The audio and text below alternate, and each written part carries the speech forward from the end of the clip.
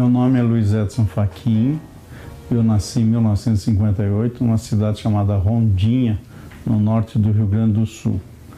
2 anos depois, em 1960, a minha família, tios, avós, vieram todos a oeste do Paraná, naquela leva de migração que houve em direção ao oeste do Paraná.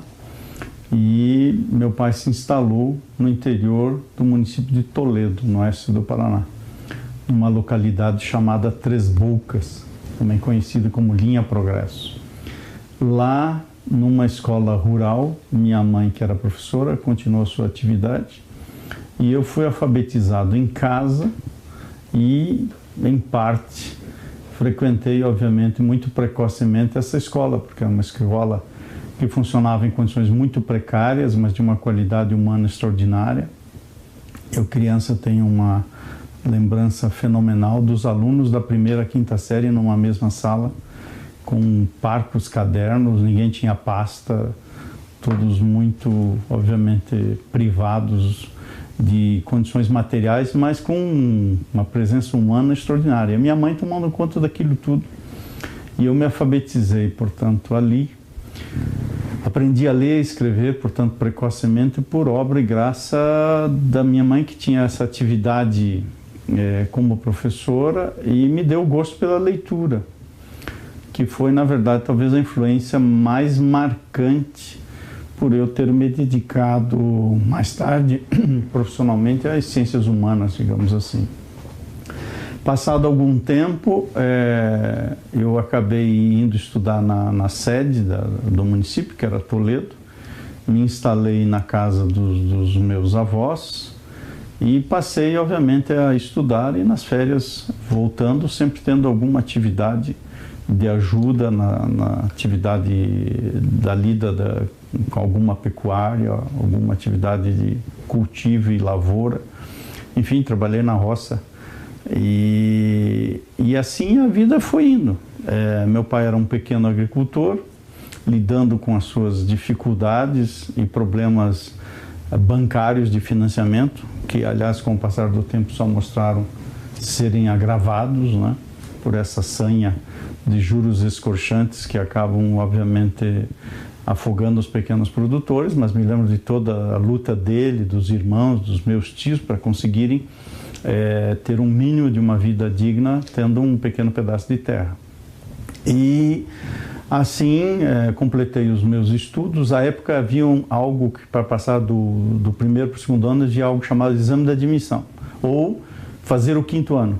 Eu fui daqueles que fiz o exame de admissão e não fiz o 5º ano, fui direto para o que então se chamava de ginásio. E fui estudar no Colégio La Salle, em Toledo. Obviamente que minha família não tinha condições de pagar mensalidade, mas tendo em vista as minhas notas e o meu desempenho, eu acabei sendo liberado dos custos, porque eu trabalhava ao mesmo tempo na secretaria do colégio, já ajudava os professores, trabalhava na sala de datilografia, o que, aliás, me fez tornar um exímio datilógrafo. Fiz o curso de datilografia 8 vezes, enquanto ensinava os outros alunos. E algo muito importante, passei a trabalhar na biblioteca do colégio. De modo que, aos poucos, fui tomando conhecimento do Jorge Amado, li Capitães de Areia para o meu deleite de adolescente muito cedo. Graciliano Ramos, enfim, praticamente toda a coleção, e isso tudo despertou um gosto muito grande pela literatura, pela leitura. E ali conheci um professor que foi fundamental para me mostrar que o mundo não era só o mundo que a gente via. Chamava Edílio Ferreira. Tive a imensa alegria de, ainda em vida, trazê-lo em Curitiba para fazer uma palestra aos alunos da Universidade Federal do Paraná. Ele morreu pouco tempo depois. O Edílio era o professor de língua portuguesa e literatura, me fez ver o mundo com outros olhos. Era um homem progressista, ligado ao Partido Comunista, aos movimentos de esquerda, um homem que tinha uma visão plural e aberta da vida, defendendo, obviamente, as lutas democráticas de então. E isso nós já estávamos, portanto, no final, digamos assim, dos anos 60, por aí, quando comecei a tomar consciência do que se passava no Brasil. E nós, a partir disso tudo, montamos um grupo de teatro que se chamava, curiosamente, Maluk, com K, porque era a abreviatura de Martin Luther King. E, dentre outras coisas, fizemos algo, enfim, montamos coisas como o Alto da Compadecida e tantas outras. E fomos, de fato, para o interior do município e outros municípios, e, no fundo, tinha também uma mensagem política que, à medida do possível, tentamos, obviamente, passar. Comecei a participar desses movimentos, relativamente precoce. Aos 16 anos eu fui nomeado membro do Conselho Municipal de Cultura em Toledo, enfim, quase precisei de autorização dos juizados menores para tomar posse, mas era prefeito do Dr. Wilson Carlos Kuhn, um homem também culto e de uma sensibilidade extraordinária, e fui eleito secretário da União Toledana dos Estudantes Secundaristas, a UTS, secretário-geral. E aí os olhos se abriram para a União Paranaense de Estudantes Secundaristas. Começamos a participar da UPS com muita dificuldade, porque à época organizar e fazer esses congressos, quer em Toledo, quer em outras regiões do estado, me lembro de eventos que nós fizemos com muita dificuldade pela presença do DOPS e de órgãos de repressão em Camorão, Telêmaco Borba, Cianorte, Londrina, Maringá, Francisco Beltrão, Pato Branco, com muita dificuldade.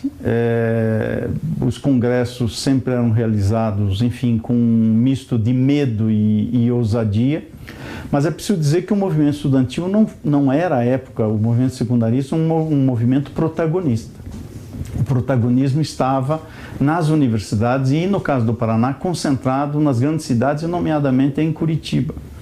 O movimento estudantil secundarista vivia a ressaca da alienação e, obviamente, éramos todos, ainda que indiretamente, um pouco filhos do AI-5, né?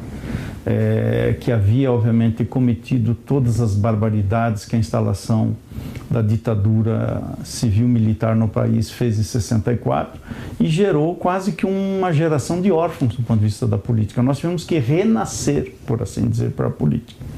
E a partir daí eu fui eleito secretário-geral da União Paranaense de Estudantes Secundaristas e vim para Curitiba, numa diretoria presidida pelo José Cláudio Pereira Neto, que veio de Maringá, e depois tornou-se prefeito de Maringá pelo Partido dos Trabalhadores. Morreu precocemente, mas teve uma atividade muito importante e era um homem efetivamente digno da luta e do aprendizado que fez. Nessa atividade tivemos aqui uma ligação com a UMESC, que era a União Municipal dos Estudantes Secundaristas de Curitiba, que também vivia um momento difícil. Claro que havia algumas lutas, mas as lutas eram quase que, por assim dizer, corporativistas, como, por exemplo, a carteirinha para ter meio ingresso no cinema, enfim. Não havia um conjunto de grandes bandeiras, que, como eu disse, o protagonismo estava, obviamente, localizado na UP e não necessariamente na UPS. Que ano que era? Isso foi em 1975, 76, né? Era a época que, se a memória já não me falha, estava na educação um coronel, que era o Jarbas Paraçaim, era o ministro da Educação.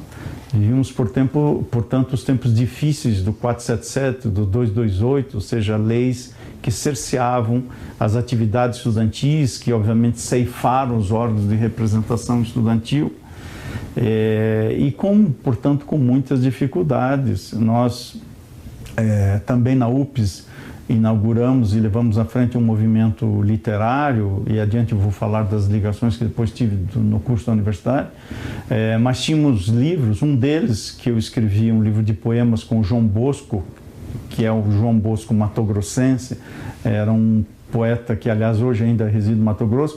Nós também éramos ousados. O livro tinha uma capa vermelha e o nome de abaixo-assinado. Era um livro de poesia. Claro que o DOPS não permitiu o lançamento, foi uma pequena confusão.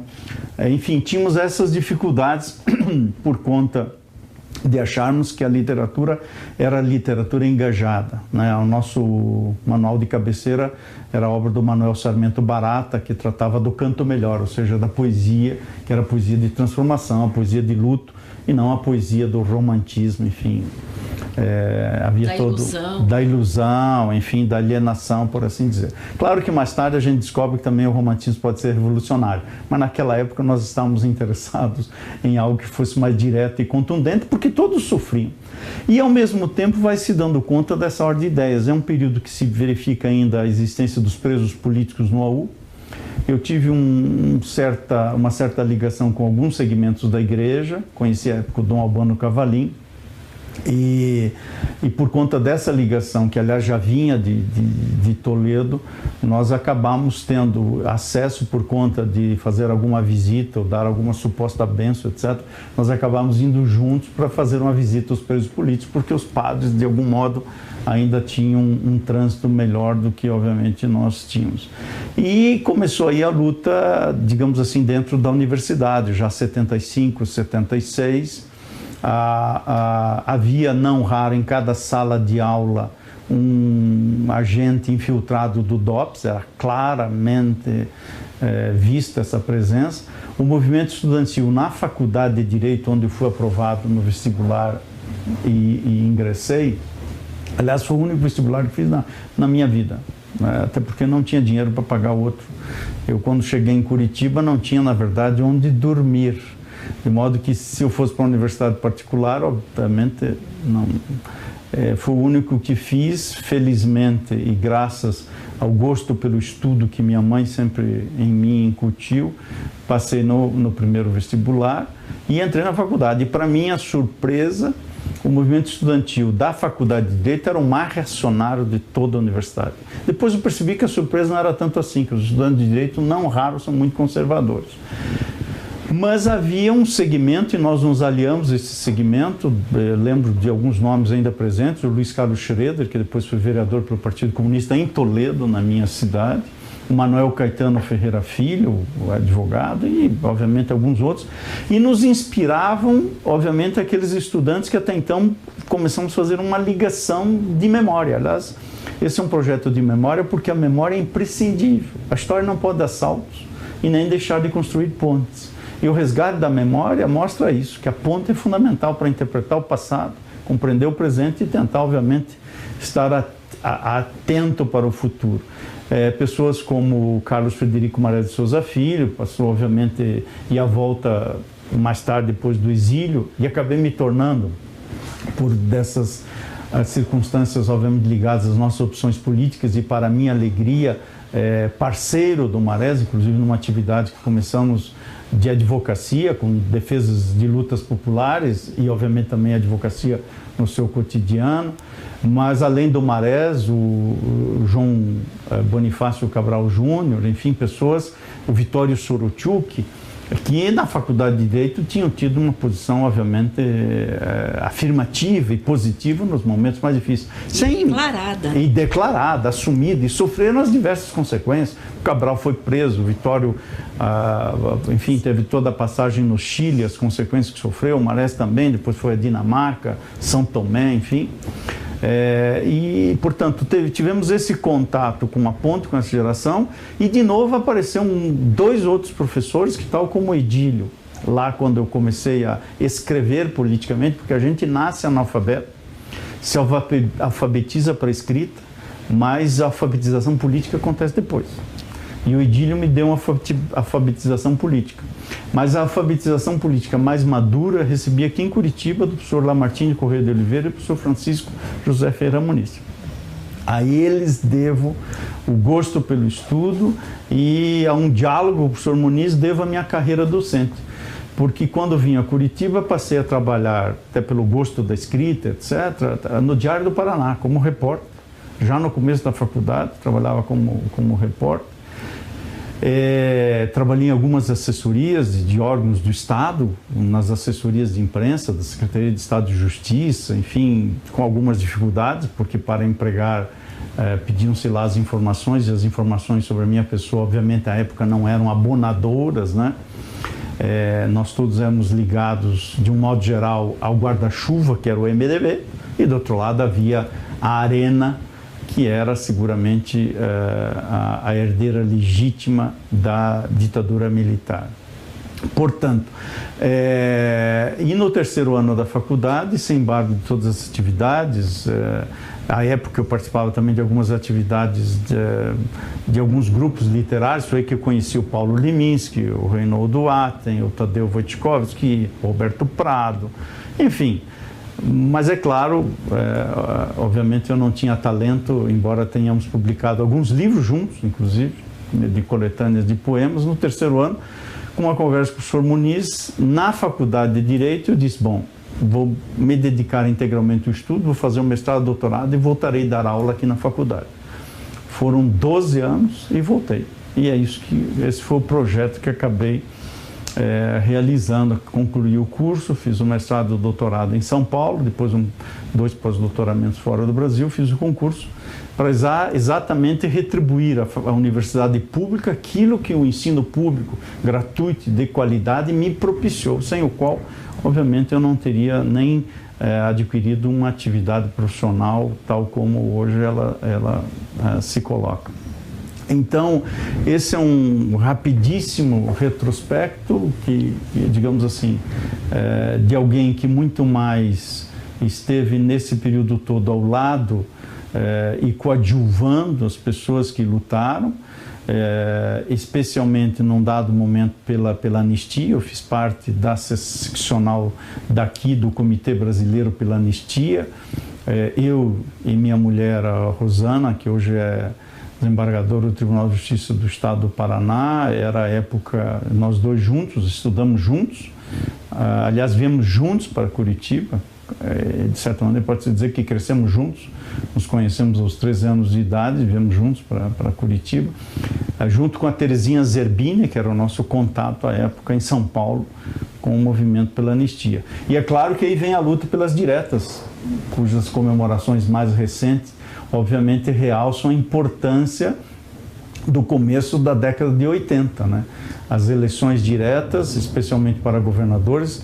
Eu acabei fazendo parte de um grupo seleto de pessoas de lucidez muito grande que integrou a primeira equipe de governo e planejamento do governo do então prefeito de Londrina, que era o José Richa, que no MDB de então representava ele, um conjunto de outras pessoas, uma posição firme, contrariamente àquilo que ainda se vivia, né, de uma Constituição que o Brasil vivia sem uma Constituição efetivamente democrática, porque nós vivíamos sob uma emenda constitucional de 69, que não pode receber o nome de Constituição, e junto com as eleições diretas, o famoso comício de Curitiba, enfim, tudo aquilo que nós participamos, tinha também, é claro, a luta pela Constituinte.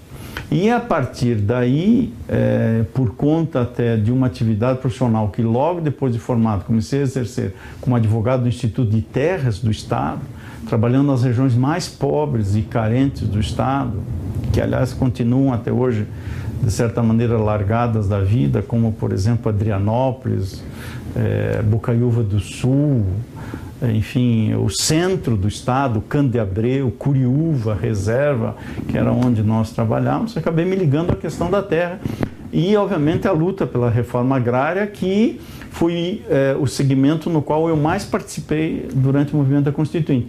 Conheci aí o Dr. José Gomes da Silva, que estava na ABRA, na Associação Brasileira de Reforma Agrária, cuja sede era em Campinas.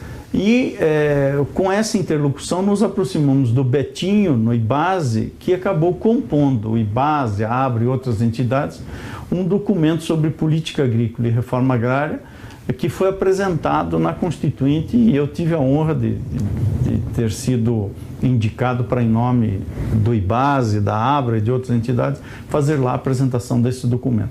É claro que tínhamos algumas ideias, obviamente, mais avançadas que aquele consenso político admitia, boa parte do que nós propusemos não passou.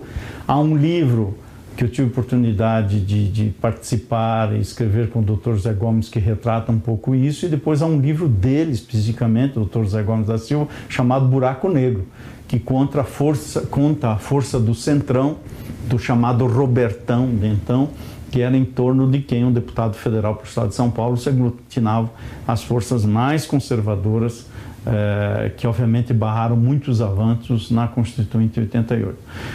De modo que isso é digamos assim, um pequeno retrospecto dessa ordem de ideias que fez com que, claro, depois, nesse período, vem a eleição do Tancredo. Alguns de nós foram convidados a participar do grupo de transição, de formulação das políticas públicas no governo Tancredo. Alguns tinham uma postura crítica, achavam que, afinal de contas, ele foi eleito pelo colégio eleitoral. Outros, como eu, achavam que valia a pena ocupar o espaço. Fiz parte do grupo de trabalho.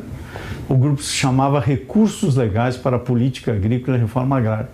E acabei me tornando... Daí faleceu o Tancredo e viemos todos embora, né? Porque achamos que efetivamente o vice dele não ia levar à frente nada do que nós havíamos planejado. Mas, para minha surpresa, foi a ministro da Reforma Agrária e do Desenvolvimento, o ministro Nelson Ribeiro, que era ligado à CNBB, e, de novo, um pouco por conta da minha ligação, à época era secretário-geral da CNBB, o Dom Luciano Mendes.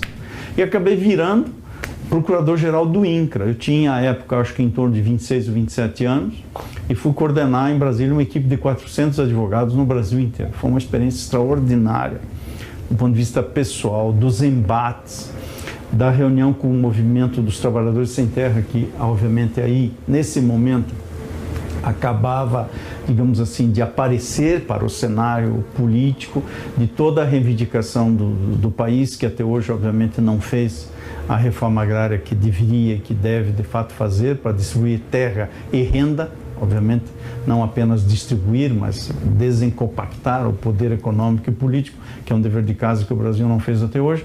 E, à época, havia, obviamente, uma pressão muito grande para que isso ocorresse. Nós ficamos algum tempo no governo e percebemos que, obviamente, as coisas não iam andar. E cerca de 1 ano e 2 meses depois, tanto o Dr. Zé Gomes saiu da presidência do INCRA, onde ele estava, e eu deixei a Procuradoria-Geral, porque, evidentemente, não estava lá para ocupar um cargo, estava para uma missão, e a missão não ia se realizar. Mas, de qualquer maneira, foi um embate bastante importante, e foi o segmento que acabou, obviamente, digamos assim, de outra parte, aproximando essas pessoas, como o Dr. João Bonifácio Cabral Júnior, que acabou também tendo uma ligação muito grande com esse setor, foi presidente do Instituto de Terras do Estado, com o Marés, que esteve sempre ligado a essas e outras questões, mas especialmente a questão dos povos indígenas, e mais tarde acaba, aliás, na presidência da FUNAI. E, ao lado disso, obviamente, eu tive o prazer de ombrear com o Marés uma atividade profissional no escritório de advocacia também durante alguns anos. Isso tudo, obviamente, nos levou a, num dado momento, enxergar o Brasil do presente, alguns anos atrás, com ares de muita mudança e uma perspectiva de que as coisas efetivamente iam tomar o caminho que deveriam tomar naquele sonho. Eu diria que a utopia, ela permanece, embora não realizada, e talvez seja próprio das utopias serem irrealizáveis, mas alguns sonhos se realizaram e outros não, mas eu estou entre aqueles que entendem que nós demos alguns passos adiante muito importantes. Um deles é ter a liberdade política de poder resgatar essa memória, especialmente daqueles que foram vitimados pela ditadura, resgatar a memória, recontar a verdade. As novas gerações precisam saber que se praticaram atrocidades, e se tratam de atrocidades praticadas pelos aparelhos do Estado, né? Os que foram presos políticos, os que sofreram, os que permaneceram no Brasil e sofreram perseguição pessoal, familiar. Houve muitos projetos de vida que foram ceifados, aqueles que foram compelidos também a estar por um longo período fora do Brasil. Portanto, isso tudo revela que esse espaço é um espaço de conquista. Aliás, nada na sociedade desaba dos céus, nem a chuva. Portanto, nesse sentido, é uma conquista. E esse é um momento que, ao mesmo tempo, é um momento de alguma dor, porque eu estou aqui falando, estou lembrando de pessoas que, obviamente, nesse transcurso aqui não estão. Algumas eu conheci pessoalmente, outras eram referências e continuam sendo até hoje. Lembro de algumas pessoas, inclusive aqui do Paraná, que pereceram, né, enfim, no movimento estudantil, que foram sacrificados pela violência do Estado. É disso que se está a falar. O Estado não está legitimado a praticar violência política, né? E, portanto, é dessa ordem de ideias que eu acredito que nós demos um passo adiante para a espacialidade da política de expor isso. É claro que o cotidiano de hoje é um cotidiano que demanda uma vigilância permanente, porque a tortura continua presente nas esferas da investigação policial nesse país, a violência do Estado ainda é algo que, obviamente, suscita das maiores preocupações, e, por outro lado, o que eu acho que é um dever de casa que o Brasil tem a fazer é a democracia econômica. Essa, obviamente, nós não alcançamos. Nós que lutamos por liberdades públicas e liberdades políticas, hoje temos a liberdade de dizer, de se expressar. Hoje temos direito a ter direitos, mas é preciso efetivá-los. De modo que esse é um pouco do percurso de quem nasceu no Rio Grande do Sul, se fez no interior de Toledo, nos braços do movimento secundarista e por obra e graça de alguns professores. A minha mãe foi minha primeira professora, o professor Edílio, o professor Lamartine, o professor Francisco Muniz. Acabou tendo esse privilégio de perceber que a vida é uma construção onde quem está aqui nessa rápida passagem pode dar a sua contribuição para a solidariedade, para a fraternidade e para que aqueles muitos que sequer ainda têm direito à voz hoje possam também falar. Vamos conversar um pouquinho sobre aquela universidade, o clima que a universidade final dos anos 70, que o senhor chegou, né? Descobriu o curso de Direito e podia ser, como o senhor mesmo classificou, né? Que não era tão progressista assim, né? As pessoas que participavam. O que aglutinava, o que movia, o que unia essas pessoas que o senhor citou no seu curso durante esse período? Quais eram as discussões, os temas? Para os segmentos em torno dos quais nós nos aglutinávamos, ou seja, que era a luta contra a ditadura que ainda estava estabelecida, portanto, era o Médici dando espaço ao Geisel e depois ao Figueiredo, ou seja, essa tríade que vem dos anos 70 para frente. O que nos aglutinava especialmente era uma plena liberdade de organização e de reunião, possibilidade de assembleia, de manifestação do pensamento. E nisso houve algo muito importante, inclusive na Faculdade de Direito em Curitiba, que foi a Conferência Nacional da Ordem sobre o Estado de Direito em 1978.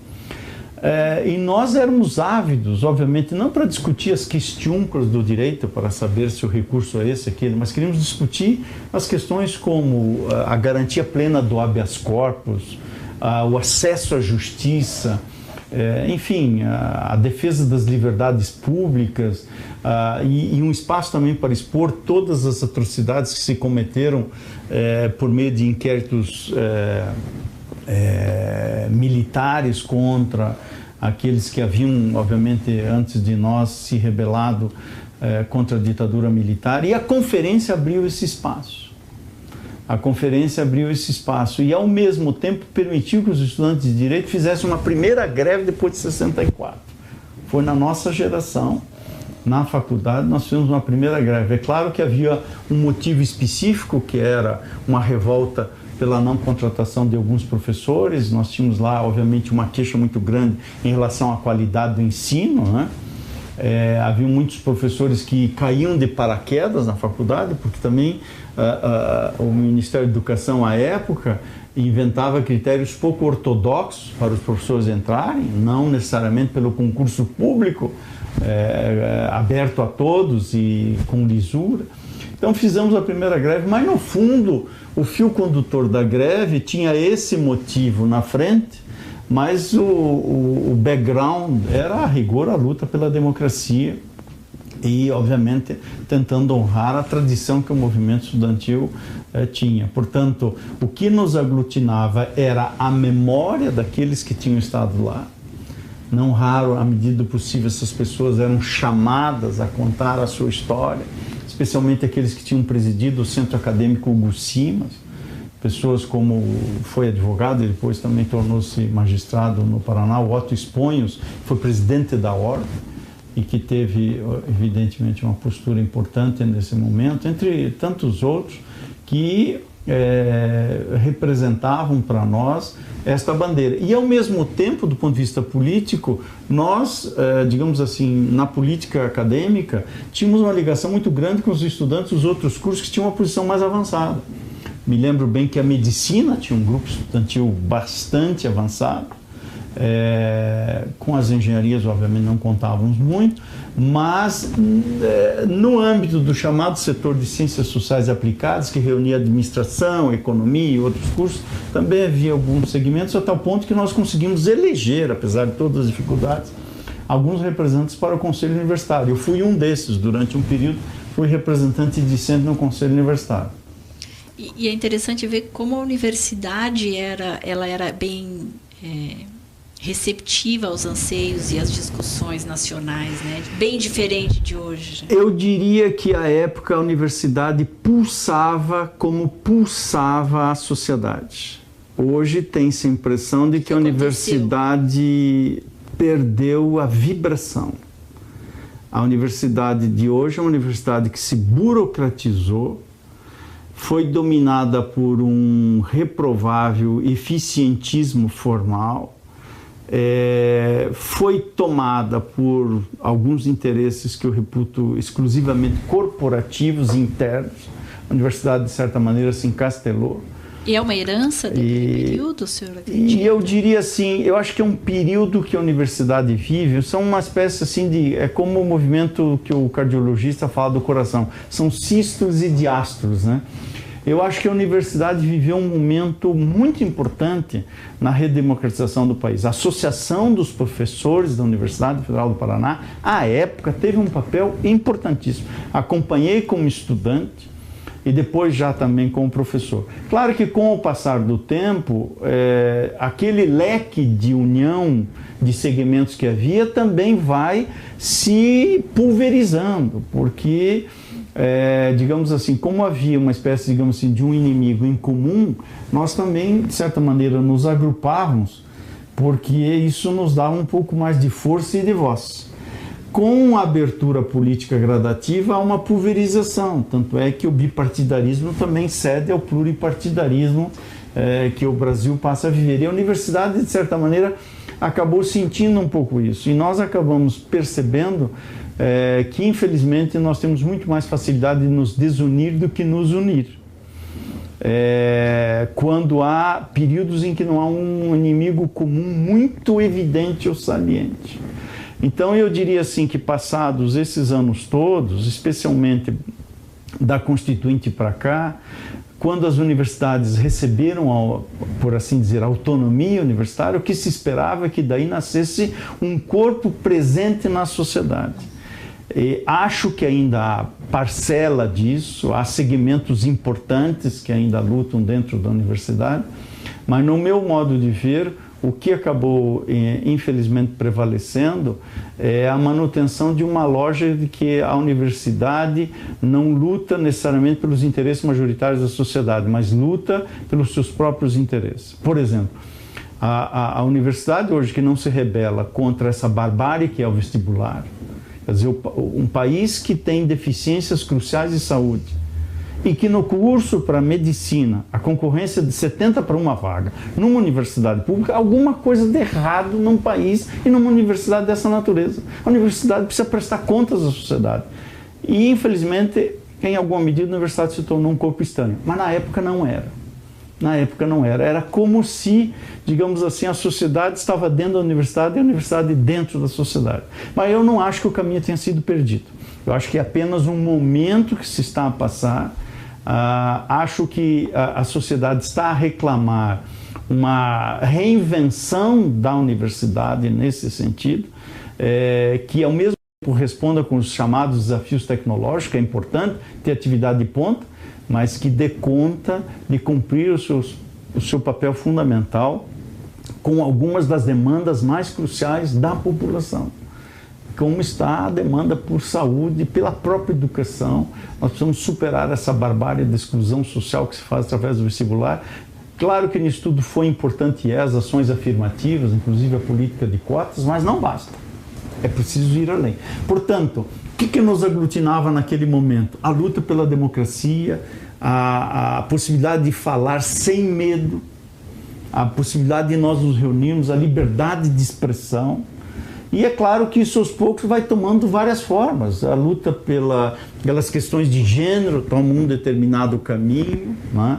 A luta pelos povos indígenas, enfim, abre-se um leque de demandas que é esse caldeirão aceso importante que o Brasil vive, né? Acho que demos um passo adiante nisso, mas tem muita coisa a fazer e a própria universidade tem que se reinventar para não perder o bonde da história.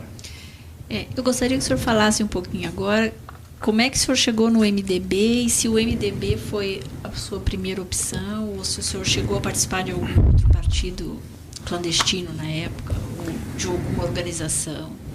Na verdade, a minha ligação partidária mais direta e efetiva deu-se pelas mãos do PMDB por algumas pessoas que eu acabei conhecendo. Eu não tive a participação em nenhum partido colocado na ilegalidade.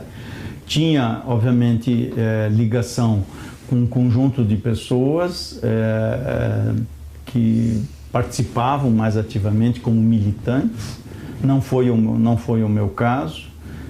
Cada um desempenha nesta seara do mundo, digamos assim, aquilo que um pouco a sua percepção e a visão de mundo pode dar a sua contribuição. E eu dava a minha contribuição, sempre gostei muito de escrever e de falar, de modo que era não raro o escriba dos manifestos ou o orador das sessões de um conjunto de manifestações que, à época, de um modo geral, nós chamávamos genericamente de esquerda, por assim dizer, né?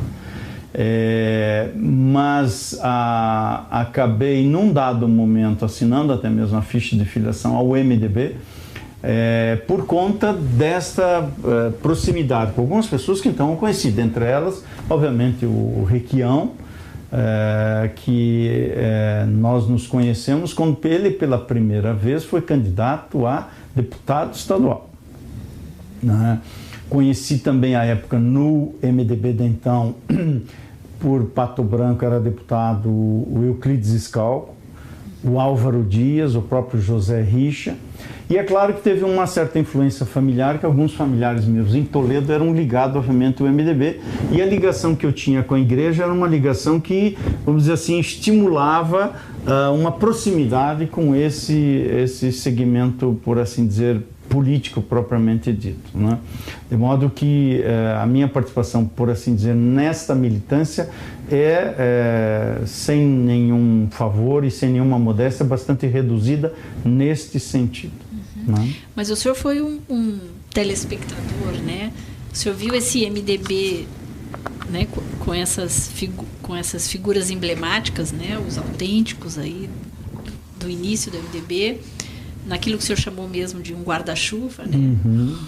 Desse movimento democrático, nem era um partido. Isso. E o senhor assistiu o fim desse momento, né? Uhum. Como é que o senhor olha hoje esse movimento e o que lhe veio à memória? Assim, Pois, a sua pergunta é interessantíssima, porque uma das imagens que eu tenho muito presente é no comício das diretas, com pessoas que mais tarde seguiram caminhos tão diversos, né? Pessoas que eu acabei depois conhecendo em São Paulo, que tomaram outros caminhos, como o Franco Montoro, o Mário Covas, né?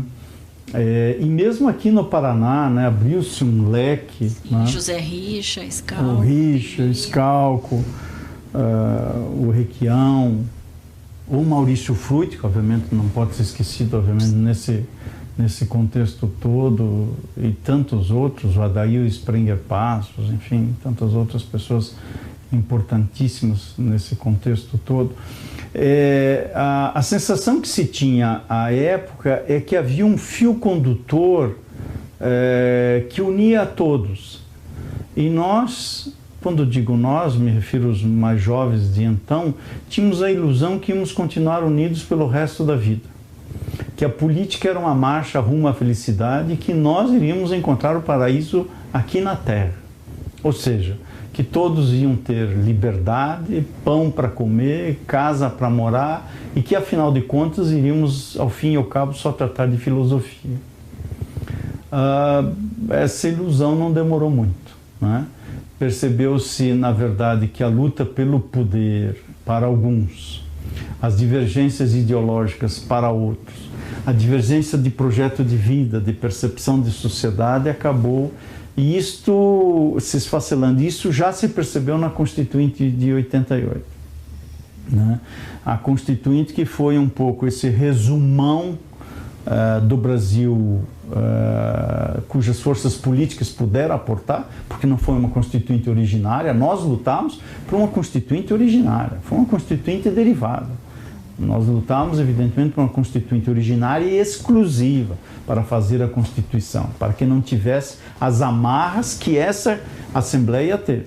Mas, enfim, foi aqui, acabou se reunindo e, mesmo nela, percebeu-se, digamos assim, o embate pelo poder e esta vocação que o Brasil precisa romper, que está, aliás, no título de um livro do José de Souza Martins, que é a vocação de ter no Brasil a história lenta, né? Ou seja, a lentidão para dar a volta da roda e gerar algum movimento de transformação.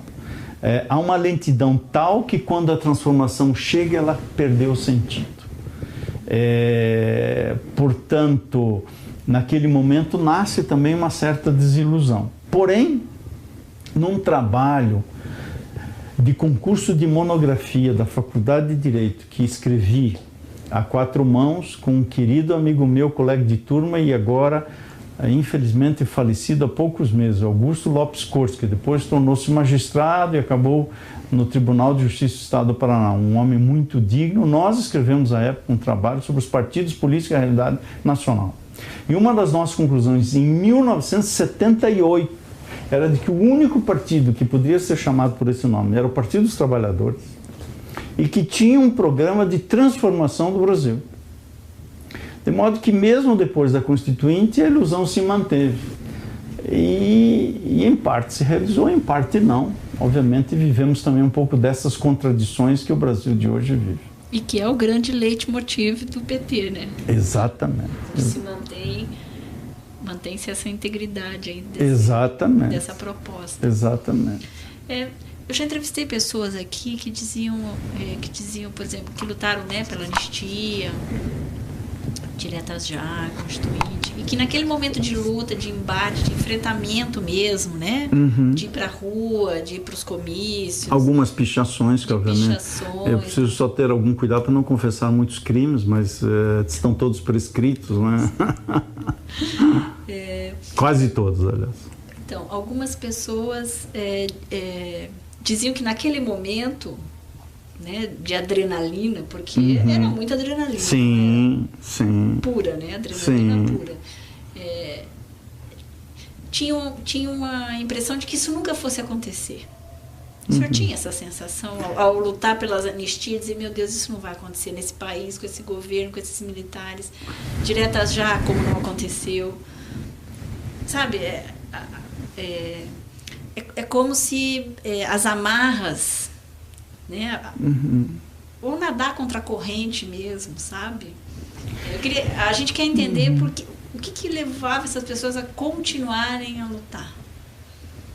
Eu digo a você que eu não comungava e nem comungo hoje desse sentimento. A sensação que sempre me movia é que era possível derrotar o que estava do outro lado. Claro que muitas vezes eu e algumas outras pessoas, sempre, às vezes éramos uma certa caricatura, que nós éramos o pessoal do segmento poliana, do movimento que enxergava essas possibilidades muito romantizadas, etc. Mas era uma espécie assim de fé na vida, no sentido de que não podia ser só aquilo. Que a vida não podia ser uma dimensão tão diminuta, tão restrita, de uma opressão tão grande, que não era possível que aquele estado ditatorial de coisas se mantivesse ad perpétuo. E que a voz daqueles que, de certa maneira, sucumbiram pela força da ditadura militar, mais cedo ou mais tarde iria se ouvir. Então, quando vem, digamos, por exemplo, o pacote de abril do Geisel, que teve assim uma importância crucial para fazer uma intervenção indevida, mais uma vez, na história do país e também no Poder Judiciário, já a leitura que nós fazíamos é que aquilo já eram estertores de um paciente moribundo. Já não era mais uma reação com uma força integral de quem eventualmente iria novamente tomar o Congresso fechado para jogar mais um período de sombra e de escuridão no país. Então, e as coisas começaram de algum modo a abrir-se. E os fatos, eu estou falando e me lembro da vinda do Figueiredo a Curitiba e depois do tapa que ele levou em Florianópolis. Então nós líamos aquilo dizendo, mas se alguém tem coragem, porque o gesto político é o gesto de dizer, não aceito, né? E isto vai mudar, né? E o que nos movia muito, sempre nessa perspectiva, era um pouco o que o Manuel Alegre, no tempo do Salazar, cantava em Portugal, né? Dizendo que na hora mais triste, em tempo de escuridão, há sempre alguém que resiste, há sempre alguém que diz não. Claro que cada um a seu modo. Eu tenho pessoas das quais me tornei admirador e fã, que tiveram um pulso firme de ir como protagonista na história, cada um fazendo, obviamente, a seu modo. E assim, sempre dizendo, isso não vai tardar, né? Há um momento que essa história vai ser reescrita. Então, a ideia, por exemplo, num dado momento de ocupar espaço, que foi uma expressão que se cunhou num dado momento, né? Muitos achavam que isto era quase que legitimar o que aí estava. Eu me recordo que teve essa discussão, por exemplo, no governo que se esboçava do Tancredo Neves. Afinal de contas, foi eleito pelo colégio eleitoral. Nós queríamos as eleições diretas. A emenda Adão de Oliveira foi derrotada. Como participar desse governo, não é? Mas nós achamos que, nós que eu digo, as pessoas das quais eu participava, que obviamente não era do grupo dos mais acirrados, né? Porque aqueles que entendiam que ocupar espaço era legitimado o poder, não participaram dessas discussões. Eu acabei participando porque achava que era possível elastecer, porque sempre acreditei que é melhor fomentar contradições por ação do que manter posições à distância na arquibancada sem fomentar as contradições. Então, eu sempre achei que participar era uma maneira de fomentar as contradições. Era essa discussão, guardadas as imensas proporções, nós tivemos quando me candidatei a um dos representantes estudantis no Conselho Universitário. As pessoas diziam, mas esse Conselho Universitário é dominado pelos professores que votam com a reitoria. Bom, tivemos uma longa discussão, o movimento estudantil à época estava completamente esfacelado, né? Por exemplo, o segmento da Liberdade e Luta à época, a então dita Libelu, era completamente contra que a gente tomasse parte. Eu, obviamente, não participava desse segmento e acabamos tomando parte. E lá, claro que não raro perdimos as discussões, mas ao mesmo tempo encontramos alguns canais de manifestação e descobrimos alguns aliados. Por exemplo, um professor de Direito Constitucional da nossa faculdade, cujo nome aqui eu menciono porque talvez vale a pena referenciar a memória, chamado José Munhoz de Mello, professor de Direito Constitucional, que dizia, este país, enquanto não seja democratizado, não tem Constituição. E eu, como professor de Direito Constitucional, me recuso a dizer que dou aula de Direito Constitucional. E não raro apoiava as reivindicações estudantis, ou seja, portanto, isso parecia pouco.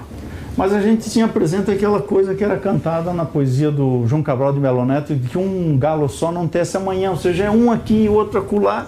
E, enfim, a coisa, de algum modo, mesma coisa, as primeiras reuniões do Movimento pela Anistia, me lembro, fazíamos algumas aqui, numa das salas da Igreja da Guadalupe.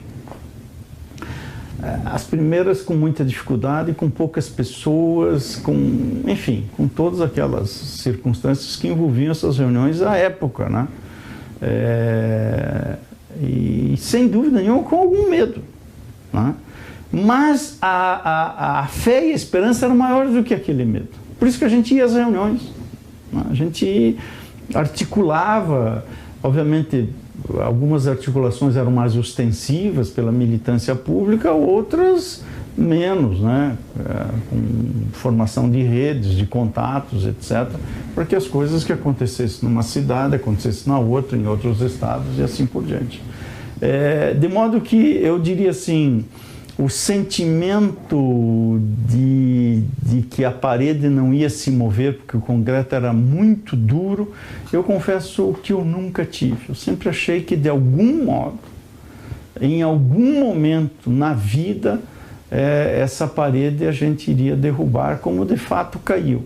Não caiu por inteiro, mas caiu o suficiente para a gente enxergar do outro lado, respirar oxigênio, passar também a respirar esse oxigênio com um outro projeto, uma outra perspectiva. E portanto, tenho esse sentimento, que é o mesmo que informa o sentimento que eu tenho em relação ao Brasil de hoje. Né? É um sentimento de um Brasil que, em muitos campos, tem perdido oportunidades extraordinárias de transformação social. Chega a ser um aperto no coração quando se vê uma legitimação eleitoral tão grande de perder uma dada oportunidade por conta de eventuais negociações necessárias a formar essa espécie de presidencialismo por adesão que se fez no Brasil, né? Onde, para manter a governabilidade, abre-se mão de muitos projetos nos quais, de um modo geral, o eleitor mais consciente acabou votando. Então, há um certo sentimento de que a história continua lenta, mas, ao mesmo tempo, de que é possível fazê-la melhor, mais. E, nesse sentido, com algumas transformações que não sejam transformações que venham de cima para baixo. Essa seria a forma de aprimorar a nossa democracia? Eu acredito que o caminho é a participação popular. Né? A democracia só é verdadeiramente a democracia quando ela, de fato, tem canais de expressão e ela consiga ler as diversas expressões que acontecem. Né? Não apenas nas ruas, mas naquelas que muitas vezes não têm visibilidade, mas estão presentes no imaginário da população. Portanto, em algumas áreas em que se vivem situações bastante deploráveis, né, ainda há escravidão no campo, né, ainda há subtrabalho nas cidades, ainda há pessoas, muitos e milhões de pessoas sem água encanada, sem esgoto, sem água potável para beber. Quer dizer, isso tudo não pode não ser lido do ponto de vista da feitura democrática. Né? O país não pode fazer de conta que não enxerga isso. Porque se nós marcharmos para esta ideia de que há um faz de conta, de que a manutenção inercial do Estado que está aí, por si só, vai levar à solução desses problemas, não vai. É preciso colocar o dedo na ferida, ampliar a participação popular direta, estabelecer outros mecanismos de participação popular e descentralizar radicalmente o poder. O presidente da República não pode ser a pessoa política mais importante do Brasil para quem mora no município de Bocaiúva do Sul. Tem que ser a comunidade local e a sua Câmara de Vereadores. É preciso radicalmente descentralizar o poder, as verbas públicas, fazer uma redistribuição tributária assim, estrutural no Brasil, e isto é possível de ser feito. Acredito nisso. Não basta apenas uma reforma política de aparência e de verniz, porque aí vai se mudar para que tudo continue na mesma, né? Como já muitos dizem e repetem, mas é possível fazer essa alteração. Sob pena de, num dado momento, algum governante, para falta de pão, de novo reproduzindo algo que tomou um lugar importante na história, mandar o povo comer brioche, daí a mudança virá por outro caminho. E outras formas de guilhotina poderão aparecer. De modo que o Brasil tem essa oportunidade extraordinária de ir recuperando a memória dos que tombaram na luta pela democracia. E eu diria assim, até em respeito à memória dessas pessoas.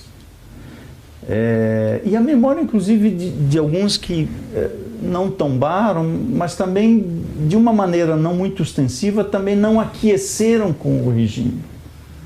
Há pessoas que aparentemente à época eram reputadas por nós assim como conservadores, etc., mas que no momento decisivo esteve no nosso lado.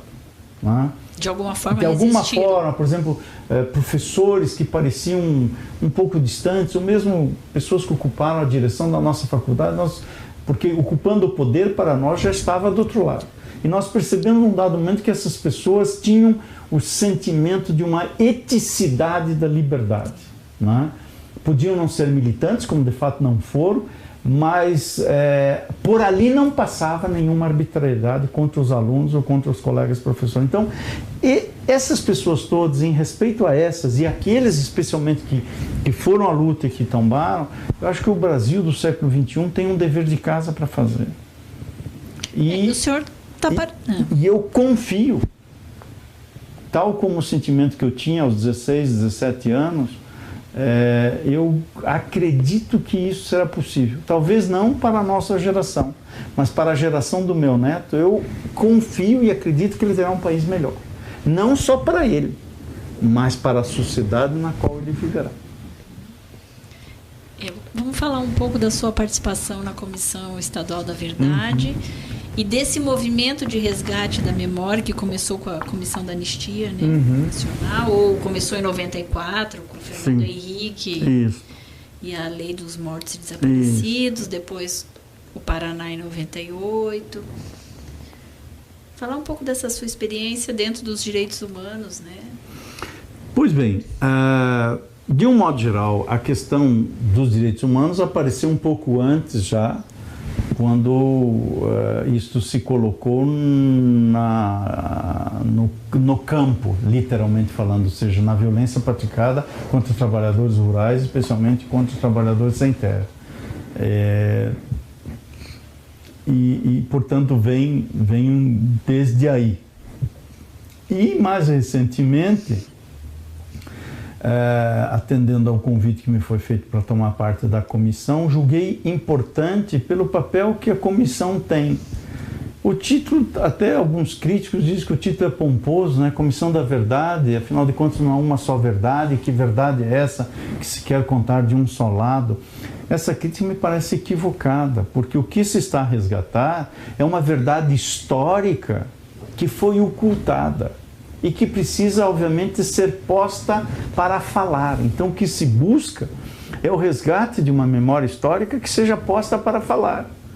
E isto é importante para que se tenha no presente o resgate de pessoas que morreram sob tortura. No Paraná, fora do Paraná, nesse país. E não foi apenas uma ou duas, ou seja, as gerações atuais não podem ser dominados por esta voracidade do consumo e da alienação. Precisa-se perceber que a realização plena dos sentidos da vida corresponde à percepção de uma liberdade substancial e real, liberdade pessoal, individual, coletiva e de realização das necessidades fundamentais. Portanto, esse resgate do que o país viveu, e não só agora, também houve o período da ditadura Vargas. Portanto, é fundamental que se tenha presente, até porque, e me permito dizer isso, se nós pegarmos o século XX, basta contar quantas décadas de normalidade democrática o Brasil teve. Pouquíssimas. Pouquíssimas. E nós estamos, eu acho que a palavra pode dizer essa, de alguma maneira celebrando 25 anos de normalidade democrática sob a Constituição de 88.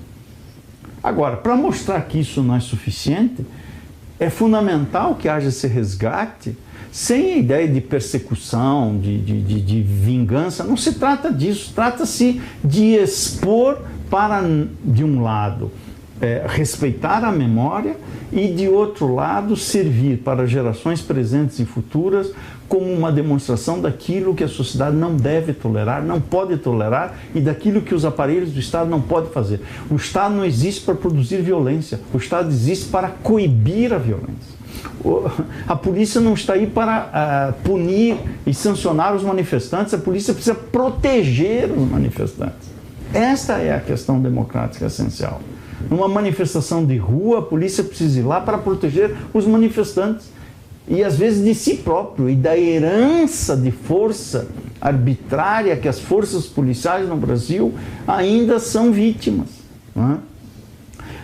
Aliás, esta é uma questão crucial no Brasil de hoje, a questão das políticas de segurança, da tortura como forma ainda de obtenção de confissão. O Paraná, infelizmente, tem presentemente exemplos deploráveis dessa ordem de ideias, e o que revela a importância de uma comissão como a Comissão da Verdade, a Comissão Estadual, a Comissão da Verdade da Universidade, o grupo de trabalho específico nessa ordem também do Sindicato dos Jornalistas, da OAB, a importante Comissão da Verdade da OAB, que é presidido pelo Dr. Daniel Godoy, o Fórum Paranaense, que tem um papel importante, enfim. Isto tudo com um olhar no passado, o coração no presente e o outro olhar no futuro. Quer dizer, essa tríplice dimensão tem que estar presente, porque não se trata apenas de um resgate saudosista, trata-se de um resgate mobilizante, que há de ser um movimento que implique numa reconscientização e, ao mesmo tempo, numa tomada de sentido para a sociedade que aí está. E esse é um grande desafio, resgatar essa memória e fazer com que ela não seja um museu. A memória não pode acabar no museu, no sentido clássico tradicional do museu. É preciso que ela não seja apenas vista, é preciso que ela seja transformadora, mobilizadora. Revolucionária. Exatamente isso, na verdadeira percepção da palavra. Tomando a sua ideia da história lenta, né? Em relação à América Latina, exatamente. O Brasil está numa lentidão, exatamente. Né, nessa questão, né? E nós, naquele período, pulsávamos juntos com a América Latina, né? O Brasil pulsava na resistência, né? Eu acho que ele era um grande líder, né, nessa questão. E, ao mesmo tempo, as forças de repressão contrapulsavam também juntas em muitos movimentos de repressão e opressão que o Cone Sul da época acabou levando a efeito. Mas os movimentos libertários, por assim dizer, das lutas democráticas, também tinha esse sentimento de que havia uma América Latina congregada numa luta de libertação. Infelizmente isso se esgarçou um pouco. Eu acho que contemporaneamente, com muita dificuldade, ainda tem espaço esse discurso evocatório de algo que seja transfronteiriço, né? Eu diria assim que os países e os governos tomados pela incapacidade de gestão da coisa pública e por crises que são fabricadas pelos grandes segmentos do capital internacional, os governos acabam tão atentos a ter que parar com o vazamento da goteira da cozinha que não se dá conta do número de pessoas que estão à espera de comida na sala. Portanto, no meu modo de ver, há um sentido desviacionista dessas crises, o que é algo um pouco, digamos assim, perverso do ponto de vista dos destinatários de uma transformação que poderia unir não só o Brasil e os países vizinhos, mas toda a América Latina. Que coloca o Brasil numa posição de isolamento total, né? Total. Exatamente. Já estivemos nesse ponto numa densidade maior, né? Uma densidade que nos unia pelos sentimentos da música, da poesia, né? Quando se falava do Pablo Neruda, tinha-se a impressão que nós estávamos falando de um vizinho que era solidário conosco, né? E não de alguém que estava num país distante com circunstâncias completamente diversas. Isto, infelizmente, se esboroou um pouco na poeira da história. Mas não acabou por completo, não. Aqui, de novo, tem assim, uma percepção realista, mas dentro de um realismo otimista. Até porque a percepção que pelo menos me mostra gradativamente é que aqueles setores e pessoas que permaneceram firmes dessa luta contra a ditadura, de um modo geral, estão cumprindo uma etapa assumindo os governos formais dos países. Veja-se o caso do Uruguai, mesmo Kirchner na Argentina, o que aconteceu e volta agora a acontecer no Chile.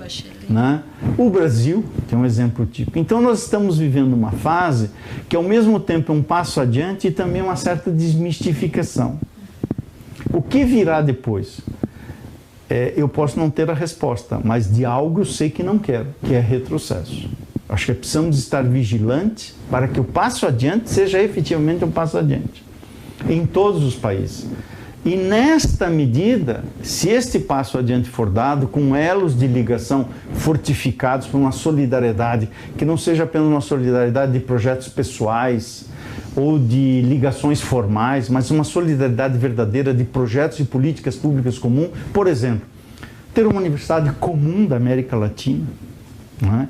Que de certa maneira é um projeto embrionário que o Brasil estimula, mas ainda precisa, obviamente, tomar áreas de não ser apenas um projeto do governo, para ser um projeto efetivamente das sociedades e dos povos de nações. E de nações. A UNILA, exatamente. Portanto, eu diria assim, a luz é tênue, mas ela está aí. O senhor continua otimista desde aquela época? Não perdi a fé. Um progressista de esquerda e de fé. É por isso que, de algum modo, nos dias presentes tem uma ligação muito grande com o padre Paulo Botas, que teve, obviamente, uma participação importante num dado período, inclusive aqui em Curitiba, ligado a movimentos de esquerda dentro da igreja, e que, de algum modo, ainda no presente se coloca buscando exatamente esta ideia de uma fé que não seja cega, né, mas que seja transformadora.